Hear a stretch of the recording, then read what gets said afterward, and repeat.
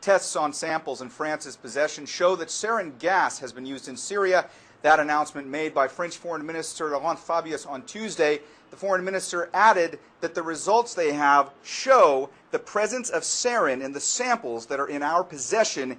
In view of these elements, France now has the certainty that sarin gas was used in Syria several times and in a localized manner.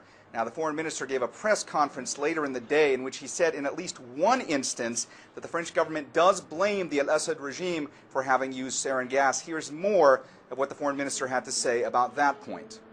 Il ne fait aucun doute que c'est le régime. There is no doubt that it is the regime and its accomplices, because we have the total chain of custody between the moment the attack happens, the moment the people are killed, the moment we take the samples, and the moment we analyze the results.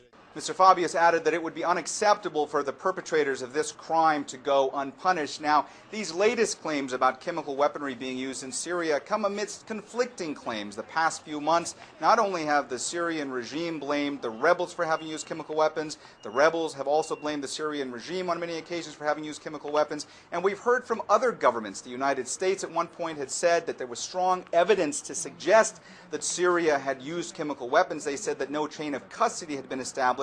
They weren't sure which side in the conflict had used those weapons, but that there was evidence to suggest that if any side had perpetrated that crime, that it probably was the al-Assad regime. Also, the Israeli government at one point said they were fairly certain that the al-Assad regime had used chemical weapons in Syria as well. Now, Mr. Fabius' remarks coming on the same day that a report from the Syria inquiry had said that there are reasonable grounds to believe that chemical weapons have been used in Syria, although it is still unclear as to how much has been used, what has been used, and who exactly has used them.